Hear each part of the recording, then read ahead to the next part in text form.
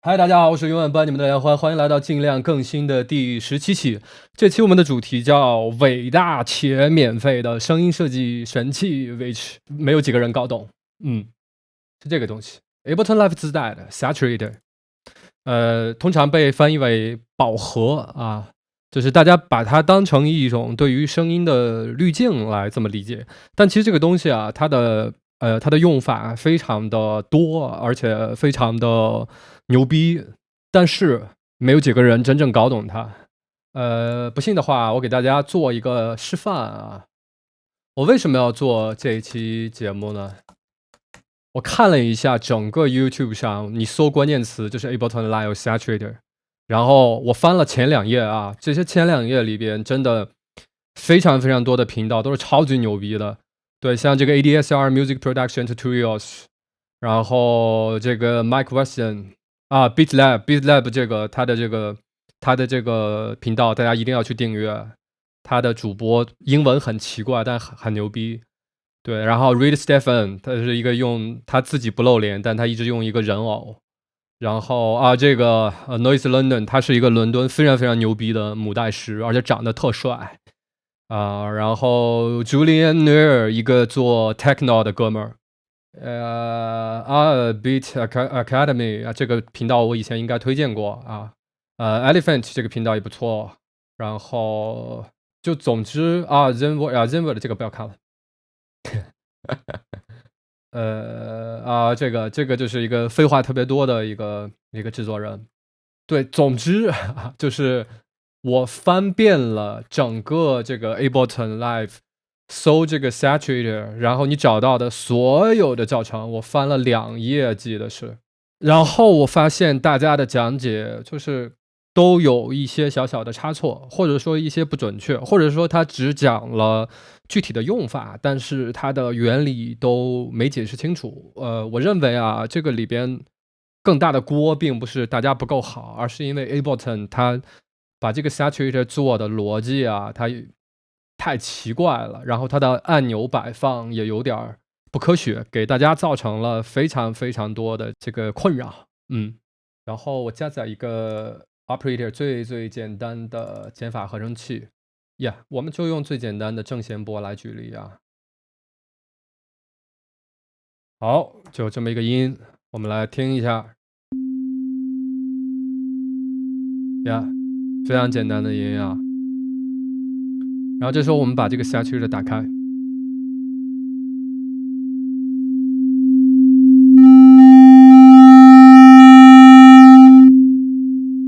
大家可以听到的声音发生了变化啊。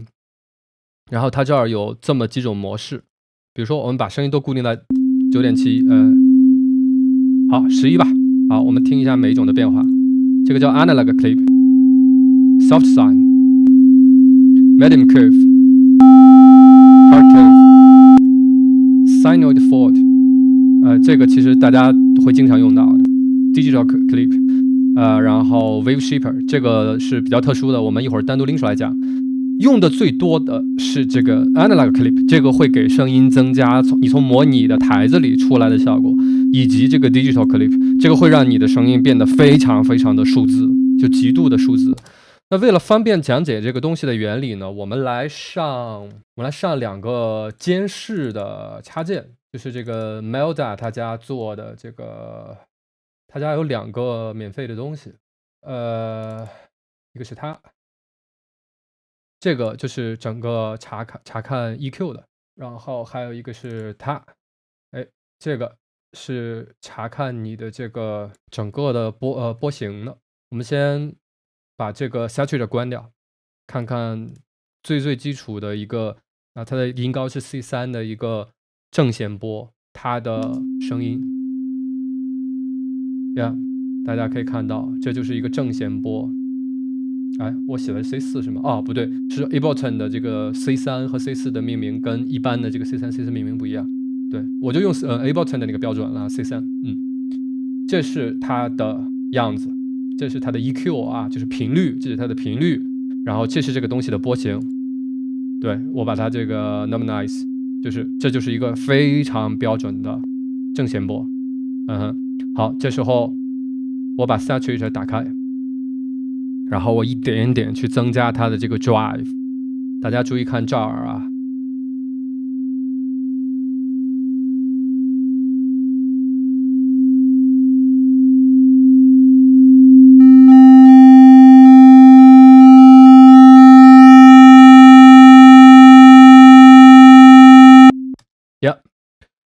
刚才看到了啊，当它的声音某种程度上发生一点点质变的时候，事实上是因为它出现了谐波。然后这一次我们再推一次，我们注意看一下这边它的这个波形的形状啊。好，非常正常的这个正弦波。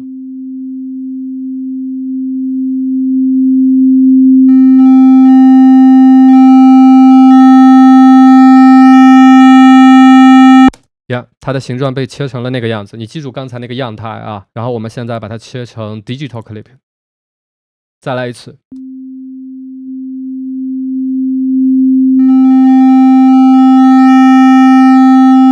看这个形态，这个形态跟刚才那个 analog clip 的形态，它两个的区别就是这个地方这个 curve。OK， 现在我们正儿八经开始讲这个 saturator 的这个用法啊。刚才我们用了这个 drive， 就是它基本的功能，还有它的几个类型的选择。首先 DC 这个你就直接点上啊，这个 DC 你就直接点上，它是一个就是电压偏移校正，就是它的全称叫 DC block filter。如果你想了解关于它的信息的话，你可以去搜这个东西啊 ，DC blocking filter， 对，就是一个搞定这个就是电压偏移的一个东西啊。如果你使用的这一段音频的这个采样也好，或者这个声音来源也好，是你自己用合成器硬件合成器的话，你基本上要确保你这个 DC 一直打开。如果你用的是一个麦克风的话，你也要确保它打开。然后如果你用的是非常 MIDI 的东西啊，音乐的东西啊，你觉得它非常规整，你打开它对你的声音的损害也是几乎肉耳听不出来的。所以这个 DC blocking filter 我就建议你一直打开。然后这个 color， 你打开它以后，一会儿有这4个东西，我们一会儿讲啊。这个东西就是给大家造成最大困扰的东西。然后这个地方有个 soft clip， 其实啊，你看这个地方，所有这顶到头的这种横的呀，它已经是一个 clip 了吧，对吧？你看 analog clip、digital clip 啊、soft sine curve， 它这些都有 clip， 只有这个 wave shaper 它是没有 clip 的。对，但无论怎么样，我还是建议你把这个 soft clip 打开，就是让它在这个已经有 clip 的基础上，再加一个不会破掉的 clip。因为往往你把这个 drive 一下就推高了，对，然后即便是这样，它的声音也发生了非常大的改变。所以你把这个 soft clip 打开，没有错。OK， 然后我们讲到这个给大家造成最大困扰的这个 color，这个 color 它为什么不太对劲呢？啊？是因为你看这个 bass 在0， frequency 在1000赫兹，宽度在 30%， depth 在0。然后我们还是以这个减法合成器的这个正弦波来声音做这个示例哈。比如说我们把它推这么高，目前来看啊变化不大。然后我们来推这个 bass 啊，好，推到底是这样。推到最高呢，变成了这样，然后我们来推它的这个 frequency， 无论怎么推，没有变化。宽度，无论怎么推，无论是它的频率还是它的波形，没有任何变化。对，即便我们把这 bass， 比如说，推成这样了，然后我们来推频率、宽度，都没有变化。然后我们让它回位。为什么呢？就这个地方导致大家理解出错。首先，这4个按钮它不是一个类别，确切的说 ，bass 它是一个单独的类别，而且用 bass 这个命名就非常的不合理。然后呢，这仨是一个类别，这个 frequency 这个就是频率、宽度、深度，它是一个类别，但是这个 depth 的命名也是不对的。这个就是导致所有的那些牛逼的最牛逼的互联网上你能见到的母带师们，那些制作人们都搞错了的原因，就是这个 depth 其实它应该叫 second filter depth， 也就是说我的第二个滤波器的深度。你只有把这个 depth 比如说推高了，然后我们比如说这个推起来，让它有点变化，你再去动 frequency， 它才会变。比如说这个时候啊，接下来这个地方请大家一定要戴上耳机仔细听。接下来是要到宽度了，宽度是非常非常难听出来的。我先给大家讲一下这个 depth 你往这儿调和往这儿调的区别。这样吧，我直接现在拖到最低，大家听一下，然后我快速的推到最高，大家看看能不能听出区别来。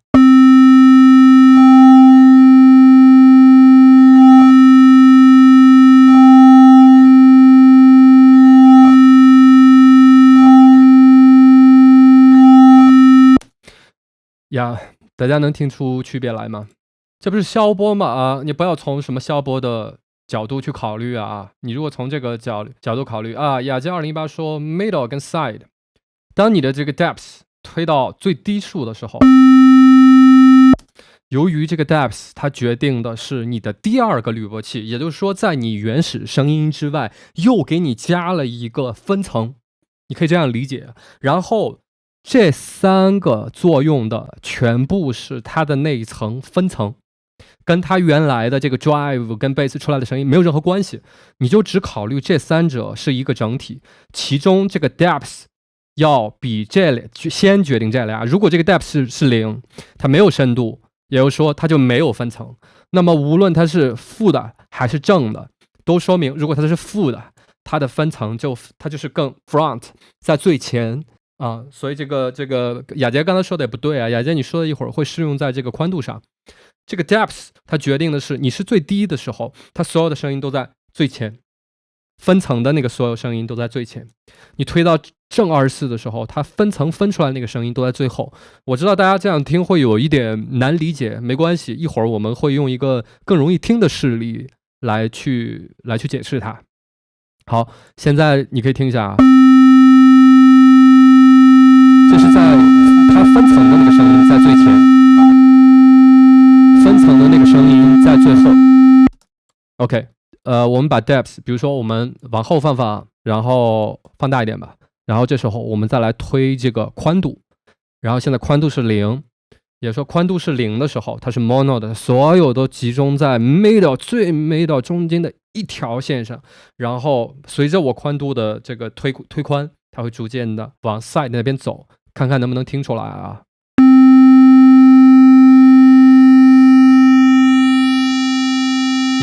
这时候就已经到最宽了，这时候都在正中间集中的，是有点吵啊，这个我理解。然后好，我们再简单测试一下这个 frequency。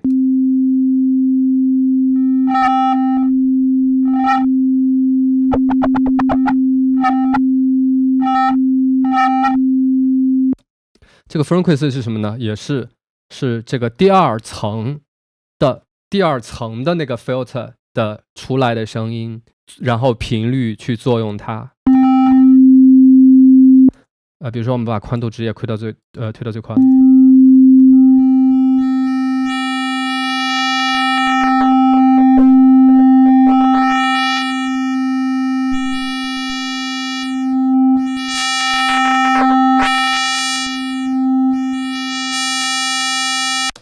也就是说它已经完全不仅仅改变了你声音的音色，而且改变了它的这个音高。所以这是这三个东西。然后呢，当你用这个 saturate 的时候，你觉得哇简直太好用了。我给大家再直接举另外一个例子啊，我们先把这个关一下。我这儿有一段 techno 的鼓的 loop， 大家听一下。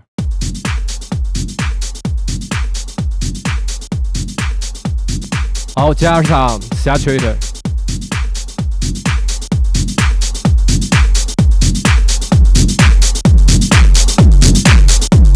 好，好，给加到这个程度的时候，你能听到很明显已经有破音出现了，对吧？它营造出了一种 distortion， 就是破坏的那种效果。哎，到这儿的时候，基本上还没什么大问题。哎，这就开始破了。OK， 你会觉得这个东西哇，简直是一个万能神器，就可以让本来的这样的声音变成这样的声音。OK， 我告诉你，这个理解是错误的，因为当你在这样做的时候，你事实上更多你听到的，哇，我的声音变好了，事实上只是因为它的响度变大了，因为你这个 drive 你在推高它的响度。那怎么解决这个问题呢？这个地方有一个 output， 比如说我们也降，哎，差不多这么左右的一个音量，再听，差不多了。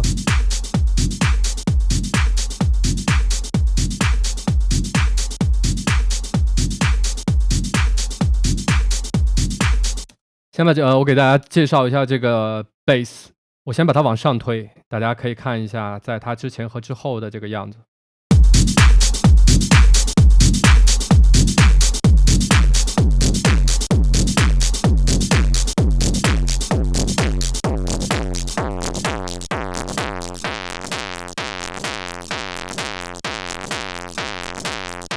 好，大家可以看到这两边的区别了。然后我再把它往下推，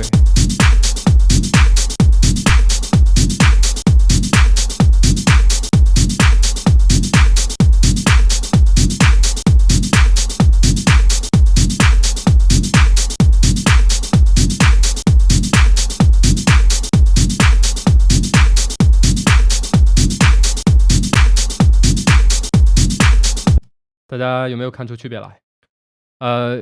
亚杰说 bass 代表的是基频吗？然后 Only11说有。OK， 对 ，bass 代表基频这个理解，也正是绝大多数那些牛逼的母带师们认知错误的地方。这个 bass 代表的是这个解释起来说起来你都不太信，是你的最低频，就是我让大家观看的，就是非常低频的0到50赫兹的作用敏感性。如果把它压到低的话，它就会降低它对低频作用的敏感性；如果我把它拉高的话，它就会提高对低频作用的敏感性。这就为什么我们拉到最高的时候，它的声音它原本声音是这样，我们拉到最高以后，爆掉了声音。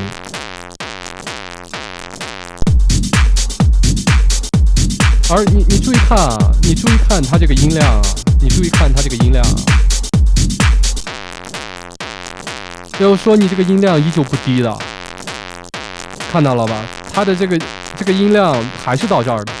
你明明在听觉上它的音量小了如此多，为什么它在这个真实的这个图表里边，它的音量依旧还是一样大呢？是因为它的低频被极大的去作用了。然后大家知道，在音乐里边，我们人耳朵基本30赫兹以下，确切的说20多赫兹以下，我们是听不到的。但是它们存在在这儿的时候，它依旧会占用你的响度。然后当我们把这个 bass 的这个也就相当于它对最低频的敏感性提高到最大的时候，它就一瞬间其实是把你的低频的那个就是0到50赫兹它给你完全推起来了。当它给你推起来了的时候，它就占据了前面就是你50到2万之间的那个原本的响度，所以它最终就呈现出了一个爆掉的效果。对，这个有点难理解对，这就是一个很大的问题。也就是说1、2、3，它3个是整体，并且以它为开始，这个是一个单独的整体，并且命名还不对。然后呢，还有一个难理解的地方，就这个图案，这个 X 轴跟 Y 轴分别代表什么？这个也是一个，就这个设计是非常出色的，但是它理解起来有点麻烦其实你这么想 ，X 轴就是你输入的频率的强度大小， ，y 轴就是你输出的频率的强度大小。注意，不是你输入的音量的强度大小，或者是输出的音量的强度大小，不是的，它是作用于频率端的。那什么意思呢？就比如说，我这样讲吧，我们回到这个 operator， 回到它初始的状态，然后呢 ，OK， 这是我们的样子啊。我们这时候呢，把它给调到 Wave Shaper。好 ，Wave Shaper 跟 Analog 或者 Digital 的那个都不太一样的地方，就是它没有那个 Clip， 所以这个地方我们手动点上这个 Soft Clip。好，当你看你无论你选前面的任意几个的时候，这6个都是暗的，是不可控的。对啊，当你来到 Wave Shaper 的时候，也就是说这个东西真正神奇的地方的时候，这6个东西开了然后这6个东西之间呢，也是有一些互相作用，所以你单独去这样理解也是不太对的。但是我们可以一个一个试，首先通过这个尝试来让你理解它这个 X 轴跟 Y 轴的关系。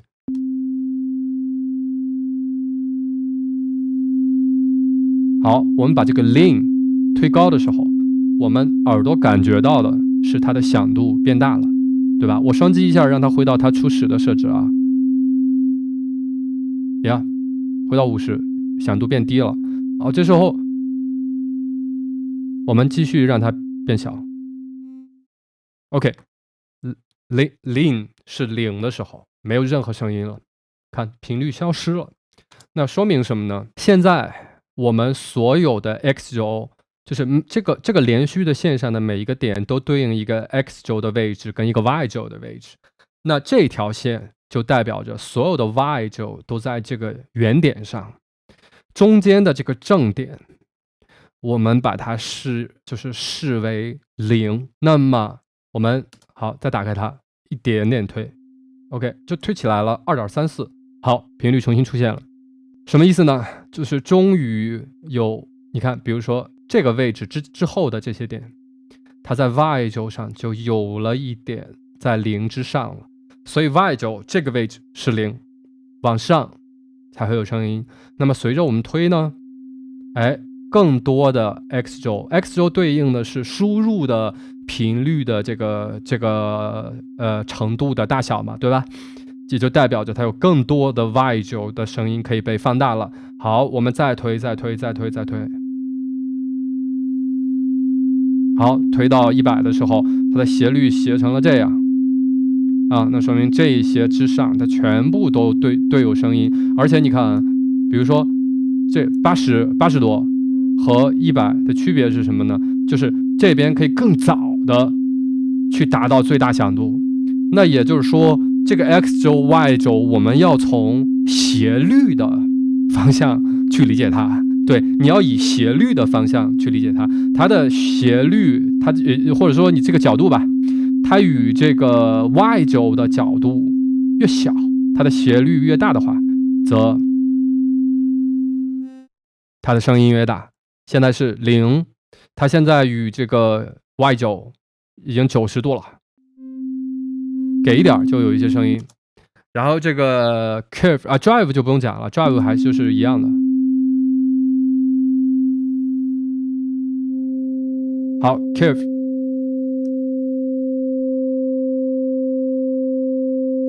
当我调整 curve 的时候，它产生了斜波。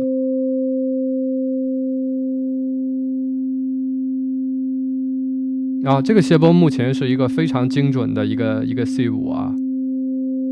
OK， 我再调整这个 depth。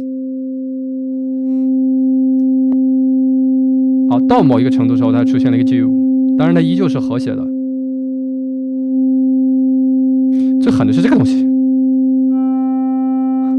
稍微就是它对于你的这个 wave shaper 的改变非常非常小，但是由于它作用的是这个最接近原点的位置，所以它瞬间对你的声音造成极大的破坏。你推一点点就好多。OK， 这个声音大家很熟悉啊，大家在早期的，比如说 Kraftwerk 各种早期的这种老的电子音乐乐队的现场里，经常可以听到这种，当他们在拧旋钮的时候，基本上拧的就是这种。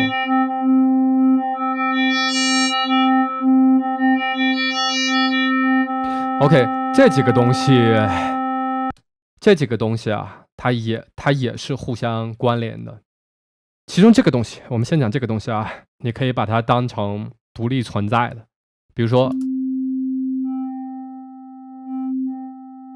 你可以把它当成是一个添加噪音的，比如说我们在这儿啊，我们在这儿再示范一下，然后别的现在也都回味，唯独啊，听听它原来的声音啊。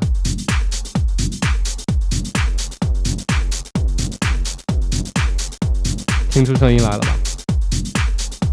我只开3.91，就开始有 noise， 就是那种破掉的声音出现了。所以呢，这个 damp 我们把它独立出来，认为它是一个什么呢？噪音的开关，你可以这么理解。然后这个 lean 跟 curve 跟 depth， 它3个是一体的。大家注意看这一块啊。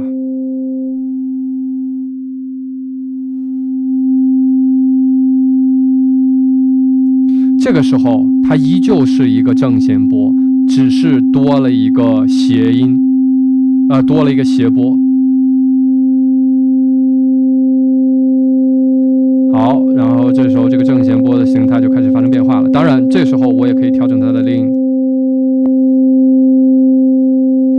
还记得 x 轴跟 y 轴之间的关系吗？也就是说，现在进入这时候我们的这个 noise 是0啊，这个 damp 是0啊。现在它所有的逻辑变成这样了，蓝色的这条线上的每一个点都对应一个 x 轴跟 y 轴，对吧？所有在这个原点，我们看 y 轴啊，所有在原点之上的，也就是说这些部分是被放大了的声音，然后这些，比如说它的输入的频率的信号大概在这个范围了。减了多少，减了多少，减了多少，减了多少，减了多少，到这儿，这个到这儿也是减了多少，到这儿终于到0了 ，OK， 然后加了多少，加了多少，这个点，比如说这个点，它到这儿它是正的，它也是加了多少，加了多少，也就是说这个东西它越乱，它造成的这个算法啊，它给它按照这个 XY 轴的算法，它算出来的声音，它肯定是越奇怪，对它相应产生的波形也就越奇怪。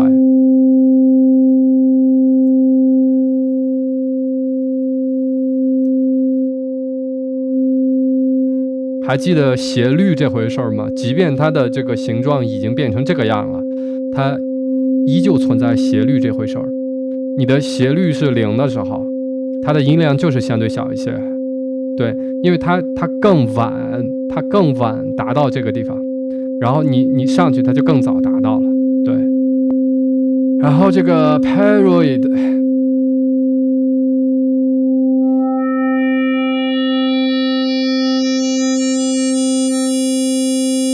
注意看这个时候啊，这时候谐波已经无限多了。然后注意看啊，这个东西是干嘛呢？它根据你的深度，这个东西啊，就是1、2、3，它3个是互相关联的，这个是独立的，这个呢只跟这个 depth 关联。比如说我这样，我把它们都调回原始，我把 depth 调成这样，然后这时候我去增加它的 Paroid。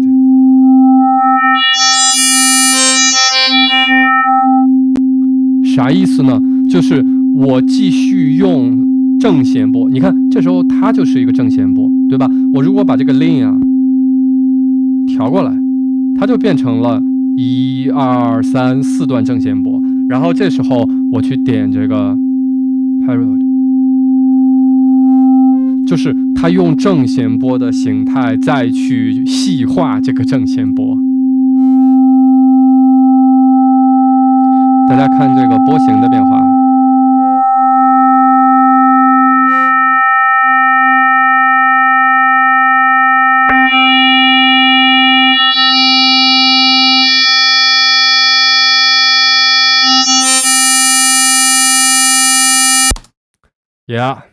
这就是 saturator 整个全部的用法哦。还有一个小东西 drivette， 就是信号的强弱了啊。你这样的话，相当于你这把 drive 拖到0 ，saturate 相当于没开，拖到100全开。OK， 大概讲完了。但是为什么我会说它是一款真正的声音设计神器呢？它直接作用于波形嘛。如果你研究声音设计有一段时间的话，你就会知道，其实声音设计就2个大方向。第一个方向，直接调整你的波形；第二个方向，基于时间。基于时间呢，就是 reverb， 就是混响、delay、延迟、echo、回声这一堆。这一堆它是基于时间算法的效果器。剩下的各种我们平时用的压缩、限制、破坏相位，剩下那一堆东西全部都是基于波形的。而这个 saturator 它其实就是用 wave shaper 的这么一个概念，把你的整个的波形视为一个 x 轴 y 轴，然后再去重新塑造它们，它是这么一个存在。所以你用它几乎可以设计出一切你想要的声音来。但是就如同刚才我讲的，这个东西它的逻辑，它的整个的旋钮放置，导致大家理解它非常困难。所以今天我真正想跟大家分享的东西，是我教大家做一个比 saturator 更准确的 saturator。 好，真正值钱的部分来了啊！我们还是以它为举例。我点开一个 saturator， 我现在要魔改这个效果器，以把它改到逻辑通顺的状态，然后等全部改完以后，我把它就是重命名一下，然后存成我自己的一个工具。那之后我打算怎么办呢？右键 group 出来了啊，这时候我们不点它，我们点它macro 就是它出了一堆旋钮。现在呢，我们要用这堆旋钮来作用于这堆东西，以让它成为一个又准确又好用的。那第一步是什么呢？第一步我会把这个 DC 打开，第二步我会把这个 soft clip 打开，对吧？就是这个电压偏移校正给打开了，然后这个 soft clip 就是软的那个，就是让你的那个爆掉的声音有一个比较软的一个封顶。OK， soft clip 我打开了。好，这时候我要做的第一件事是点这个 map。好，点完 map 以后，你看上面出了这个东西啊，这个东西我们暂时不管它。这时候我们已经开始去 map 点这边的任何一个东西，然后 map 到这些地方来。首先我们点这个 drive， 点完 drive 以后，你可以看到它被4个小黑方框就这个东西它被选定了。然后我们 map 到这儿来，这时候这个地方又出现了 drive saturator， 它的名字叫 drive， 它的最小是-36 dB， 它的最大是36 dB。 OK， 我要改它一下，我把它改成0到36 dB。 通常我用它的时候我基本上就是只会去增加它。为什么呢？所以我接下来我再点一下这儿，这是第二个output， 然后我不把它 map 到这儿来，我还把它 map 到这儿来。也就是说，现在这个跟这个同时被 map 到了它。什么意思呢？当我拽这一下的时候，两边同时变。那这个我倾向于让它怎么变呢？0到-36 dB， 这样它俩才能顺过来。对，然后这个增加的时候，这个减小，因为这个 output 它的最大值是0，它只能往小里拽，所以它是0到-36，因为我要让它倒着来。它如果是正着来的话，应该是-36到0嘛，就是刚才那样的，就变成这个，对，它两边这个增大的时候，这个从最小值开始也逐渐增大，它变成2个顺撇了。我们让2个反过来。好，这时候我们按一下 ESC， 我们回来。好，这时候我开始把这个 macro 1开始往上推。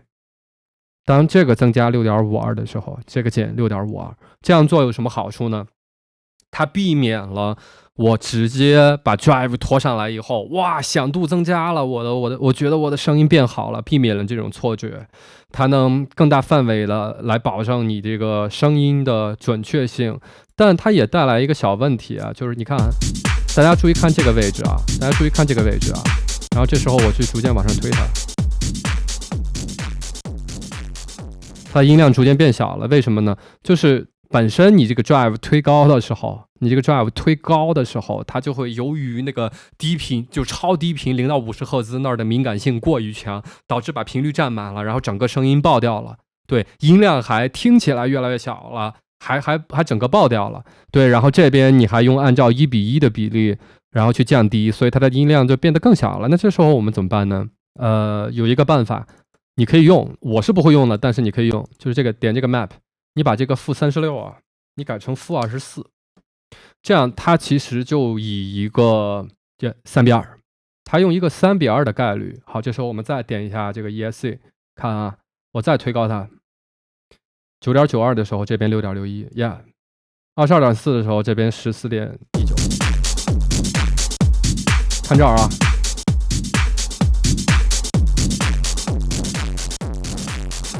对，它相对降低的没有这么多了。那我推荐什么朋友去用这个-24呢？当你喜欢把声音制作的特别的，就是 distortion 特严重，就是那些，就比如说你做 gabber 或者你做一些特别 glitch 那种特别脏的声音的时候，你很适合把这个比例啊调成3:2。好，这时候我们把这个重命名一下，这个就是 drive。OK。我们继续点这个 map。第二个我要 map 的是这个东西，对，你看不出来被选中了，事实上它被选中了啊。然后再点这儿，过来，你看 tab。OK， 我再点一下 ES， 它有什么用呢？对，我就不用去点这儿，点下拉框里边选一个怎么不用了，我就来回推就行了。对，我推到最高的时候，它就到了 wave shaper， 然后我再来手动调这堆东西。其他的几个模式啊，我就这样推就好了呀。这是第二个。第三个，我们把它弄这个，可以，它，然后过来 drive at， 这就不用讲了啊 ，drive at 就是它的作用强度了。这几个哥们儿了啊，这几个难兄难弟了啊。首先由于它是独一体的，对吧？我打算把它放在这儿，然后把这仨呢放在下边，让这3个在下边自成一体。对，这样的话就能区分开了。map， 然后它，然后 map 到这儿。然后我给它改个名字，我把它的名字改为low sensitive， 就是低频敏感性。对，它现在啊在0上，就它默认就是0嘛。我其实比较希望它默认是-36。接下来我给大家做一个实验，看看大家能不能听出区别来。我让它在0和-36之间来回的切换，你看看你能不能听出区别来。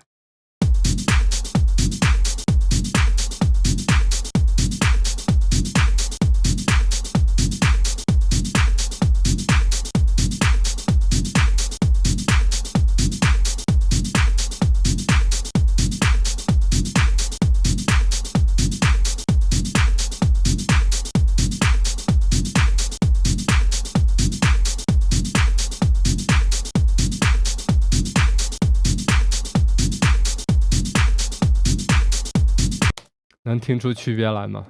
哈哈，叹气声明观众也说，刚才一瞬间我以为指导要在线激情编写 Max for Life， 那这个就得直播1天1夜了。我跟大家讲一下，这个确实是你可能得训练耳朵一段时间以后才能听出来。就是我听到的是什么呢？在0，这0，这是-36。当我把这个调到-36的时候，它的响度大概大了0.1到0.2 dB。就是听觉感觉上是这样的，为什么呢？是因为这个 low sensitive 就是所谓的这个 bass， 当它调到最低的时候，它对于低频整个的敏感性是非常非常低的。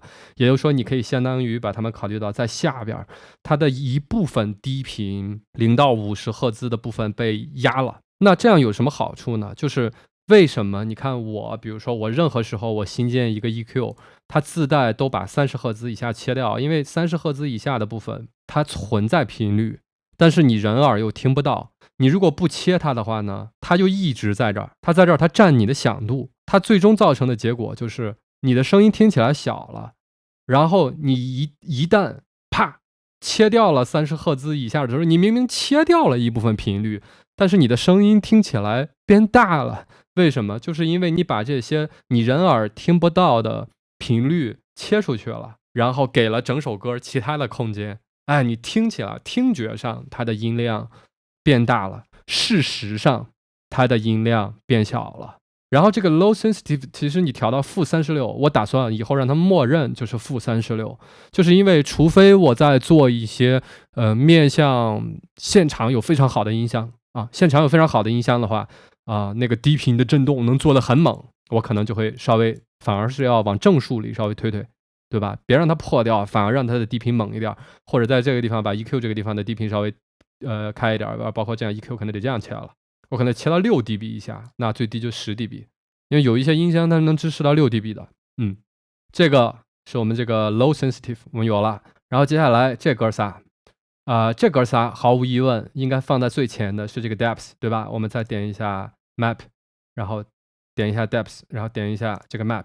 好，这个地方我希望大家把它命名为 second filter 那这样吧，我把那个空格给去掉。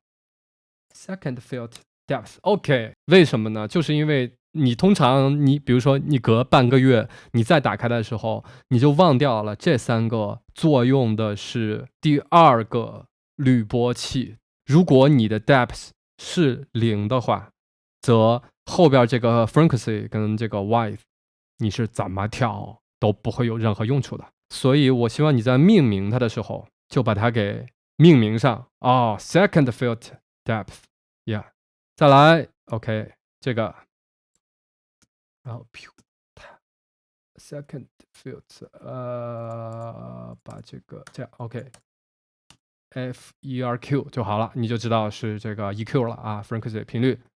然后第3个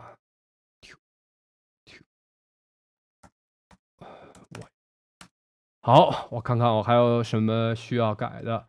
Drive at 调成100，对 Wave Shaper 这边我们就不改了啊，因为它正常的时候它是关着的，然后所以我们就不动它。你唯独需要记住的是，这个你把它当成一个噪音开关，这个你把它当成斜率，斜率跟它俩是相关的，跟这个 curve 跟 depth， 而这个 period 跟这个 depth 它俩是相关的，对，你就这么记就好了。OK， 我还要加一个东西，因为老有它，我觉得有点那个难受，就空着一个。我加一个啥呢 ？Utility， 我把它拽进来。你这时候它在外面，我把它拽进来。然后我把这个 gain，OK， 再来 map， 把这个 gain map 到这儿来。对，然后命名为 main volume。为什么呢？是因为这个 drive， 大家还记得这个 drive 在这儿 OK， 我把它改成我惯用的-36啊，然后这样我推这个 drive 的时候，对，我这边推14dB， 我这边降14dB， 这样我其他的我各种一番狂调，对吧？我一番狂调之后出来了某种效果了，可是我的音量呢，整体上它或者就没怎么变，或者就变小了。这时候我再用它来调整最终的音量，而不是用它。我知道绝大多数人都喜欢一推 drive， 哇，声音变化很大，但这样其实你做出的声音是不准确的，因为你带来的哇，我的声音变好，仅仅是因为你的响度增加了。而我用这个办法呢，就可以确保它声音变化完了以后，再单独的去放大声音。呀，这个设计好。OK， 现在我把一切都回位。OK， 唯独把这个 low 的这个调到最低。好，这就是它最终的样态了。好，我们现在把整个这个 rack 命名为 True Saturated。好，然后呢，打开这儿 User Library 你自己可以新建啊，我这个就叫它了啊，这是我之前试利用的，我觉得新建的这个好哎，然后我把这个删掉。Move to trash。OK， 还有一步没完。对，我们要尽善尽美一点，就是我们把这仨的颜色弄成一套。这样你一看就知道，这个是单独一套的，对吧？然后这个 type， 这个 drive at， 这个 low frequency，yeah， 这个我需要它稍微醒目一点，这样完美，非常非常完美。我看看还有什么要注意的吗？没有了，反正8个按钮已经弄全了。这样你自己造出了一个比这个神器还准确的神器。我向你确保，你把 YouTube 上所有讲 saturated 的视频，就是全看下来，你不会找到一个比这个解释更好的，也不会有人帮你去造这么一个东西。无论如何，以后当你基本上你每一个轨道其实都是可以用 saturated 的来改变它的波形，改变它的这个频率。对，它其实就是几乎你只要做声音设计，你用它可以做其中的一大半，只不过就看你怎么去用这个 wave shaper 去来回的去玩它，去弄它了。对，然后用完它以后再搭配一些时间呢，比如说 reverb、delay， 对 echo， 对。然后再切点 EQ， 再切点频率，就非常非常完美。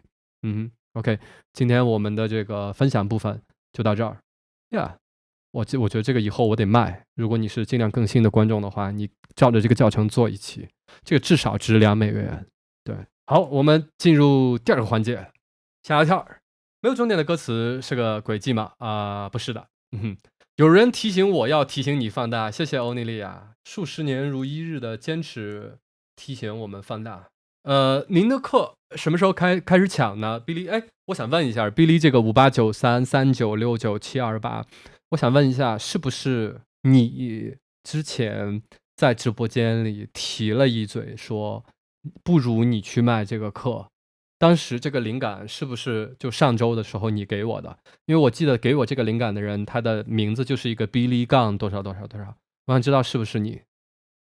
这节课啊，确实是极端的枯燥，但是如果这节课你能听懂的话，就非常非常牛逼了啊！这节课就怎么讲？我希望这节课等我剪出来的版本，我传 YouTube 的时候，大家可以去听一下。然后，如果你英文比较好的话，你如果可以把它翻译成英文加一些英文字幕的话，我觉得会很好。因为整个 YouTube 上各路大师们真的是一堆很牛逼的大师啊！尤其是我刚才推荐的那2个，那个英国的母带师，还有那个叫什么 Top Beat，那个叫什么来着？那个哥们儿。那俩就是那个英语特奇怪的那哥们儿，那俩都是大师级的，然后他俩都没把这个东西讲对，就是因为 Ableton 的这个旋钮摆放，还有整个的这个逻辑太数学了，非常非常的这个难受。没关系，那个实在不行，我自己算了，我肯定没有，我肯定没时间加啊，因为我这2天在弄课件啊，就是他是吗？要感谢他，如果他来的话，给他打折。然后我这2天啊，我跟大家讲一下这个东西的进度啊。首先就是我已经开始写课件了，但是我看看这个能给大家找到吗？180节课啊，都已经整理了。对，我现在正在写第1节课的课件啊。我发现一个问题哈，越是对于大家来说简单的课，对于我来说写作越困难。比如说我们第1节课叫做认识音乐，我操，我非常后悔为什么我要起这么一个名字。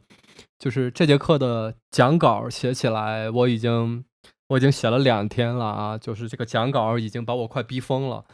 就是我把这个命题命的太大了，然后我又想就是一定要写的特别的准确，然后又符合最正宗的了解方式，与此同时还能加入跟最现代音乐的这个事例举例，以及此前从来没有人使用过的阐述方式，所以就非常的是不是写成哲学了？是第1稿写成哲学了，然后我把它又推翻了，开始重写。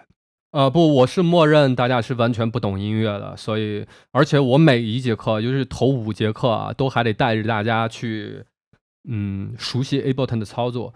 也就是说，这个东西它不仅解释起来要精准、新潮、正宗，还得跟 Ableton 的操作结合起来。对，所以就是对大家越简单的课程，对我来说编写这个课件就非常的麻烦，反而是对大家来说压力特别大的一些课。对我来说做工程好简单。然后呢我跟大家讲一下为什么我这2天了，我这2天的时间才只写了第一课啊，是因为我把更多的时间啊用来写这个了。我跟大家讲一下，就是我把整个课程的设计目的、面向人群、课程安排、你的准备、学费标准、报名规则，包括课程表。课程表我做了一些轻微的修改，基本上是有一些地儿减少了难度，但有一些地儿增加了难度。比如说，尤其是你到后期的时候啊，你到后期，比如说这节课的时候啊，就是你倒数第11节课的时候，我让你半个小时内写赋格，就写巴赫用那种赋格啊，用巴赫的赋格手法写64小节的弦乐四重奏啊，就给你半小时，而且我给你演示，我就5分钟我就能弄完。对，其实这就是 Ableton 的先进性，然后我可以让大家感受到，就是你写巴赫的赋格原来是如此的简单，对，然后又能把前面的和弦知识、乐理值，哦，对对，有一地儿的更改我还没写，这个地方是这样，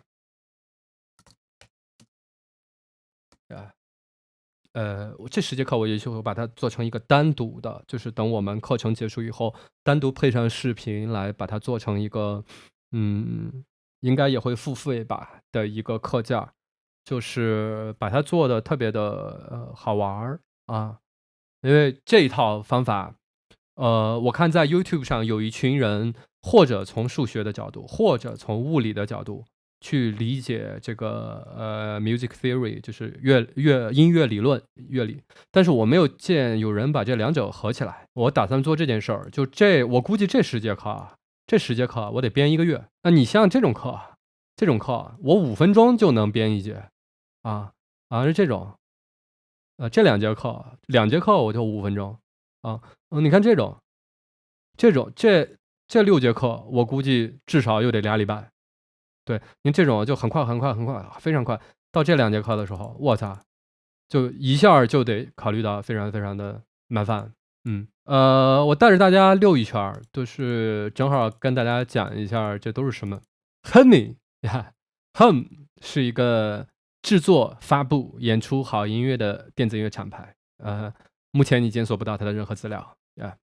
Humming 是一个培育好音乐制作人的教学计划。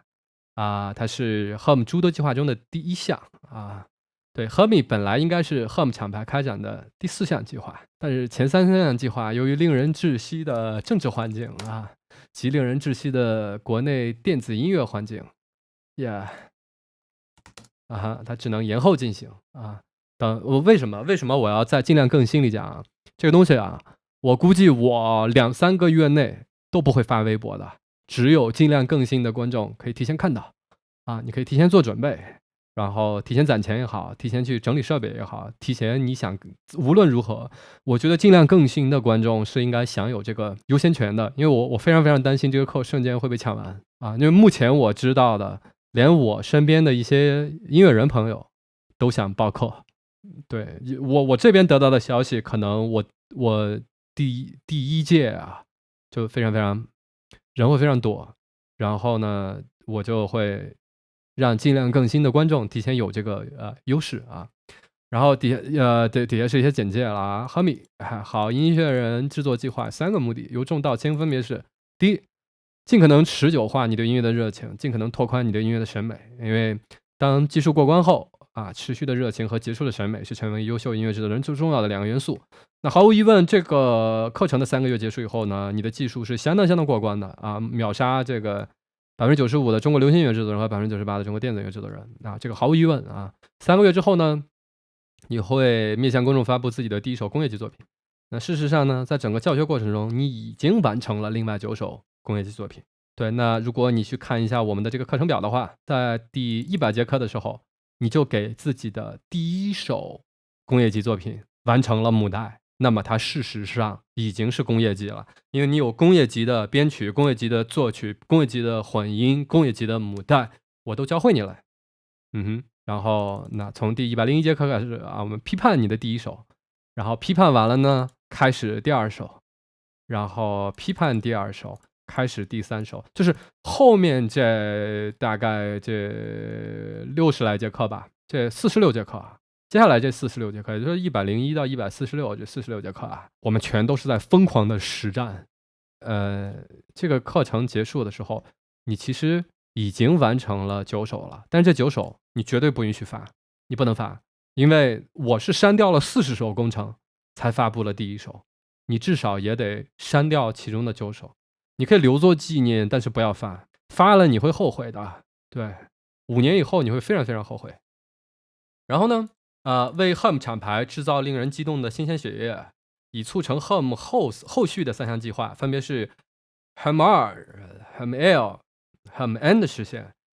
其实也可以提前向尽量更新的观众这个透露了啊。Herm 2就是 Herm Release 啊，Herm L 就是 Herm Live，Herm N 就是 Herm New， 这就是所谓的我们的 Herm 的音乐发行、Herm 的现场演出，以及 Herm 的新血，也就是1种关注，我打算把它改名叫多种关注，很多种关注。对，我们会把新血放在一个相当重要的位置，就是我们的新血单元会跟这个主竞赛单元会是同等重要的，因为对于音乐制作人来说，新血是最重要的。那整个我的这180节课的这个课表的设计，皆是这位3者服务的。当设计中出现目的冲突时，那就按照优先级来排序，先考虑它，再考虑它，再考虑它。OK， 面向的人群是这样的，完全零基础，就是所谓的哆来咪发嗦拉西都不会的那种，没有制作过完整单曲的音乐制作爱好者。OK， 这2项，就是如果你处在这个区间，你就是他的面向人群。如果你已经超出了这个区间，欢迎收看我的免费栏目，尽量更新。它面向的是职业音乐制作人，每周分享最新、最尖、最怪、最瞎捣鼓的音乐制作技巧，并推荐我当周听到的最偏爱的专辑。我觉得这一期简直是一个标杆式的一期，非常好。然后那这个地方我又注了一下啊，该教学计划培育的是音乐制作人，而非电子音乐制作人，这是相当重要的一点。对，只不过我们课程的教学更偏重电子音乐这种音乐制作方式，而非曲风。也就是说，在这个过程中，我们提及的电子音乐不是电子音乐这种曲风，而是电子音乐这种音乐制作方式。我希望大家能分清楚这2者之间的区别。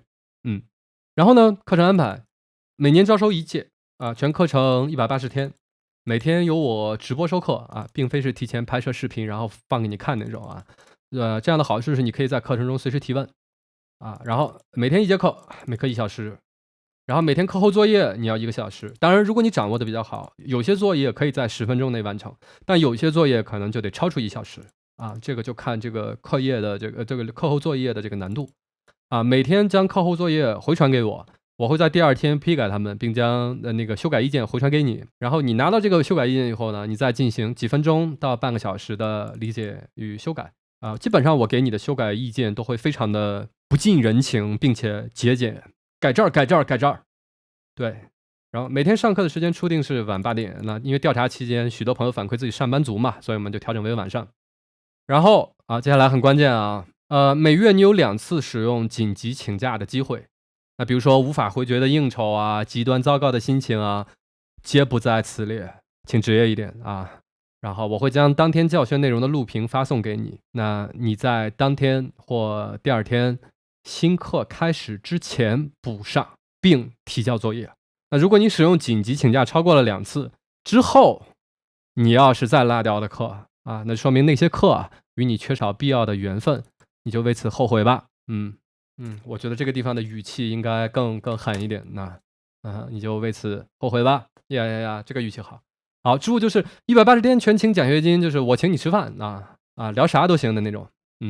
这个地方我可能还得加一个注2注2由于每届学员数量有限，所以锁定每个人的 IP 地址是相当容易的事，因此如果我的任何节目录屏发生了泄露者赔偿我1000万人民币，这会写在我们的教学合同里。啊，OK，耶，这个地方特别适合用个，哎，OK，你需要准备的是一台连接有鼠标、键盘、耳机的电脑，PC 或者 Mac 都可以。第二，购买并安装正版 Ableton Live 10 Suite。如果被发现使用盗版，我会直接将你踢出教学啊！你的学费不会被退还，我会用你的学费来购买等值数量的正版，然后以抽奖的形式赠送给有志于做音乐制作人的网友。当你试图成为职业音乐制作人时，不要去伤害那些为你开发生产力工具的同类。注，提前拥有则更好的设备是独立声卡、监听耳机、迷笛键盘、麦克风。然后我会学生们列出不同价位的最优选择，并联系厂商争取更优惠的价格。那当然这个服务就很明显，我是只会在学员已经就是组队完毕，大家已经在那个Galaxy 那叫什么来？银河护卫队的那种那个音乐里集合完毕了，然后大家在升格的慢镜头里，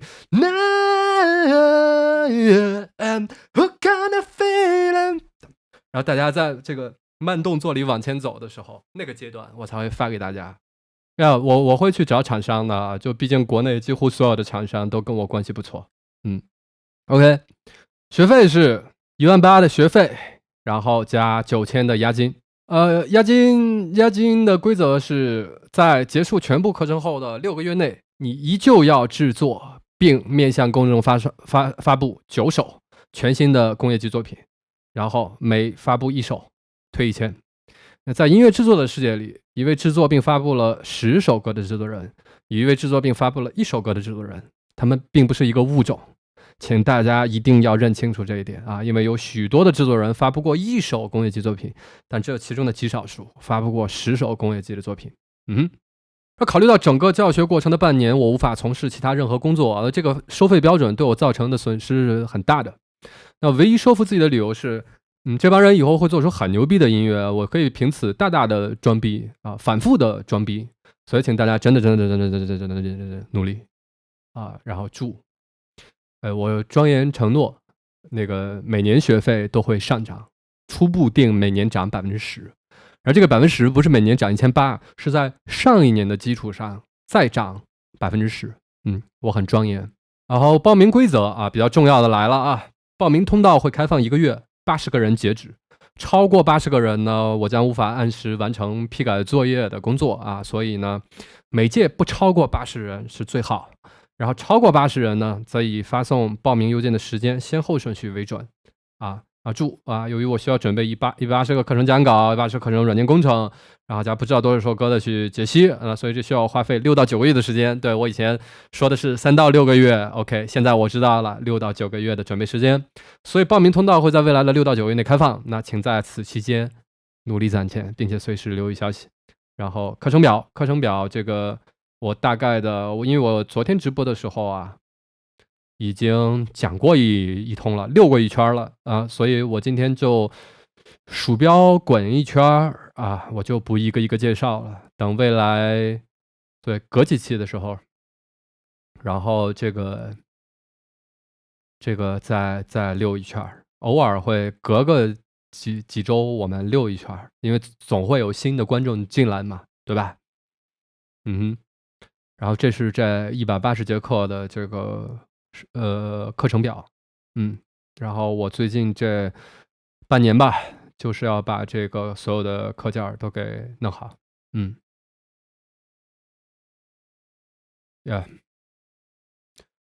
不用担心数理化的问题，因为这次的所有数理化我都会把它控制在初中数理化的范畴内，不会讲到最难的部分会讲到有理数和无理数，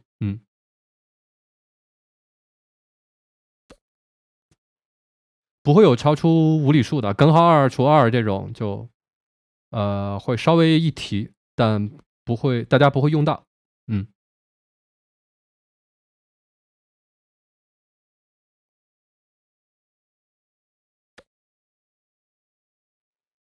会高等数学有没有什么优势的？有优势的，有优势，会有优势，就是你只要数学好，你整个学编曲、学作曲都会更快一些。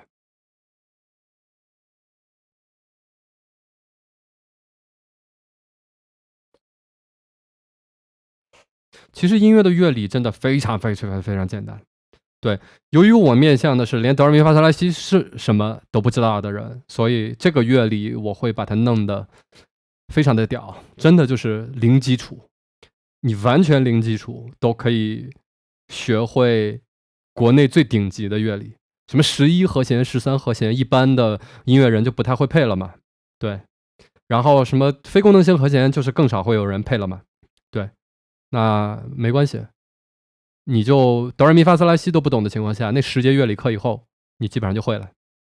我会用完全不同的招数，就是我们连哆来咪发嗦拉西的学法都跟别人不一样。对，别人不都是先学7个音吗？我们直接学12个音。对，物理好有啥用吗？那你学这几节课的时候，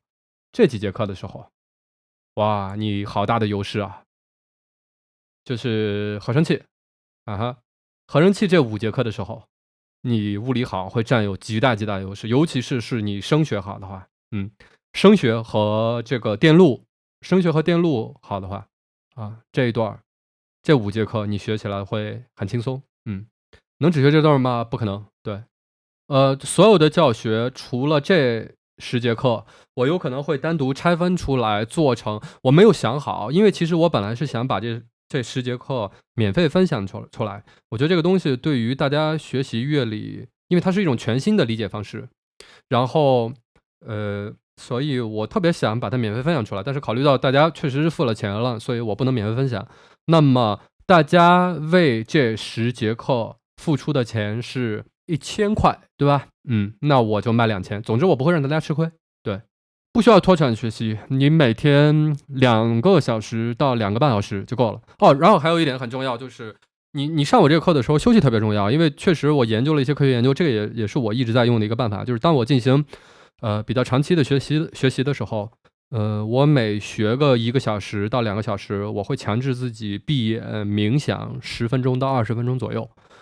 因为人的记忆力构建其实是一个上传的过程，你上传的过程只发生在你休息的时候，所以你基本上你学完这1个小时以后，你可以什么都不想，并且什么都不干，冥想10分钟，这10分钟你可以睡着都可以，就是你闭着眼睛，不能去干有的没的去休闲的，不要去干，你就闭着眼睛10分钟，在这个过程里边，你就在上传你刚才所有东西的记忆。对，这是一个提高效率不二的法门，这是我用过的这个提高学习效率最强的法门之一。对，没有之一。对，然后你在做完作业以后，你再休息10分钟，然后第2天等我给你改作业的建议就好了。对，第2天你上班中午休息期间或者晚上回家花点时间，就没有什么难的。对，除非你的工作是那种超高强度的码农。下聊天环节就到这儿，基本上就做了一个超级大广告啊。对，没关系，你没赶上尽量更新的正文的话，看剪辑版。今天的这期尽量更新的内容非常牛逼，应该是我最满意的一期吧。然后我们进入第3个环节啊，推荐专辑啊。这礼拜推荐的专辑，其实我之前就已经推荐了这个人了，就是这个 Osamu Kitajima 喜多宇秀。索菲亚说天歌量为0能学吗？可以的。我默认的你是零基础，你哆来咪发嗦拉西都没听过。喜多岛秀还是喜多宇秀？然后对我推荐的是他19年，也就是他最新的一张专辑，海中的塔。为什么推荐这张专辑？因为这张专辑其实在听感上这么讲吧，这张专辑其实体现了他的弱点的。就是我们去听他70年代的歌和听他80年代的歌，觉得我操好时髦啊 ，funk 再加日本的各种的这种弦儿，还有叫什么尺八，还有各种的那种日本的传统乐器的时候，你觉得好时髦，然后加上 funk， 然后他到了2019年了，他做的东西呢，其实还是那些东西啊，混音呢也是跟所有的日本的音乐一样，日本再牛逼的音乐家，他混音都不好。对，就是说你哪怕到了什么坂本龙一啊，到了谢清晨啊，到了这个级别，那混音它就是不好，我不知道为什么日本人混音就是差，可能我觉得很大原因是这个英文的资料看得少，就是这些偏 nerd 向的东西啊，日本好像确实不太好，但他们的编曲做得很棒。这张呢，是怎么讲 fusion 的非常厉害啊，你能听到电子，你能听到 funk。你能听到民乐，然后你也能听到他的 New Age 那种风格的。总之就是他这最近这10多年，接近20年做的音乐了，就是进入到2000年代以后，他基本上就只做这种音乐了啊。混音不是太好，但是就是听着特别舒服啊。我觉得就是这个人啊，他在日本音乐界的地位啊，跟谢晴晨、坂本龙一是一个级别的。对，但我不知道名声是否像他俩一样大，但是在音乐的地位上，我认为跟他俩是完全齐平的，某些程度上比谢晴晨还洋气啊。对，没有现在坂本龙一那么洋气了，因为坂本龙一他毕竟搬到纽约以后，他肯定是天天跟更尖的人一块玩，他就玩的更飞了一点。对，但是论时髦的话，就是他和这个谢晴晨都比坂本龙一要时髦多了。先听第一首吧，第一首 funk 味儿挺重的。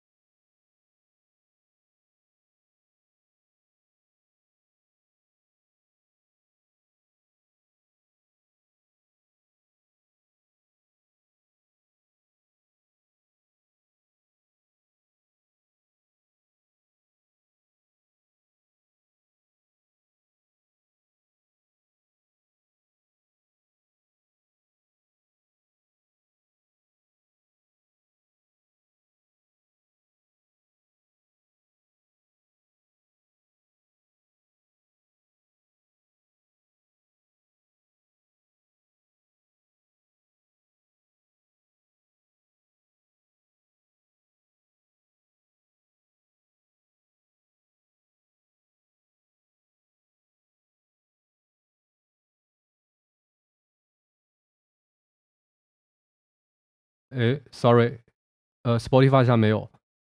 哦，这张就是这张，这张就是一个电影配乐。哦，这张超牛逼！这张如果你对佛教感兴趣的话，你可以听一下这张93年做的这个，也是一张电影配乐，超屌。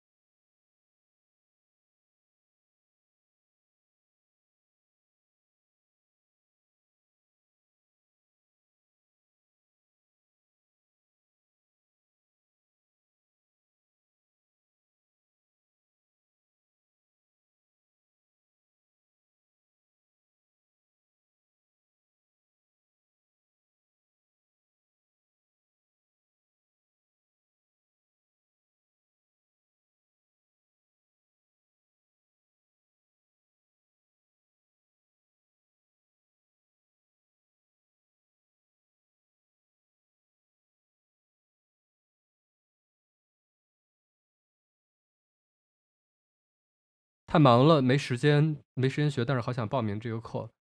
这没有办法，对，这个我也很可惜。你也得可惜一下我，对吧？就是这么一个课程只卖这么便宜，我操！哎，没办法，我要再贵一点，大家真的付不起了，这就违背了我做这个东西的就是本愿吧。这没办法，就前面我吃点亏没关系，只要大家能让我把这逼给装好了，给装圆了，给反反复复的装起来，就是不停的有学员在发牛逼的歌，我操，我这个微博转起来，那就是我觉得一个逼就得值10万块，我操，这个大家一定要好好学啊。前几年说给喊麦歌手做专辑还有后续没有，那个喊麦歌手后来被证实他在骗钱啊，当时他差一点，他好像已经骗了李永斌一些钱，因为当时他托李永斌找到我，对，然后我说我操，我太有兴趣了，我他妈一定要给你弄一个特别猛、特别地下的，就是特别生猛，因为喊麦在我看来很生猛嘛。结果后来那个李永斌跟我说，操，他说就是坑了李永斌的钱，然后李永斌好像后来还跟他打官司来着。也就是说，这些喊麦的这些家伙们，人性啊也不一定是有保障的。你确实，你看他们的表现，你很欣赏他们，你觉得他们特别的，就是为了生命而挣扎，为了就是因为一般喊麦的人，就是东北那个经济条件不太好的地儿，他除了当一个喊麦歌手以外，他没有什么其他的选择。然后他们整个的唱歌状态，你就感觉他有一种正命的感觉啊，那种东西特别打动人。所以你天然很欣赏他们，但是。人性也不一定就是好的嘛。会有明星跟着报名吗？应该不会吧，因为会有音乐制作人跟着报名，但是明星报名，因为我目前没有在任何我的朋友圈子里发过，知道这个信息的目前只有尽量更新的观众，以及前2次直播看我直播的观众，所以就之前有关注秋晨那事儿吗？没有，不知道秋晨是谁。前卫摇滚和后摇有什么区别呀？就是 progressive 跟 post，哲学理论上的区别很多啊，技法上的区别也很多。其实这种问题啊，你在维基上一搜就可以搜到。对，直播间里的明星吭个声，对，如果有艺人的话，可以吭个声。你不需要那个说出你的名字了，你可以跟我经纪人说一声，然后看一下那个有什么合作的机会都没问题。但合作的这种事儿，我操，我是真搞不懂，但是我经纪人特别搞得懂，所以你可以跟他联系。和你一样的普通人，OK，你的名字看起来就是一个明星。好，那我们今天先到这儿，好吧？那我们下周再见，拜拜。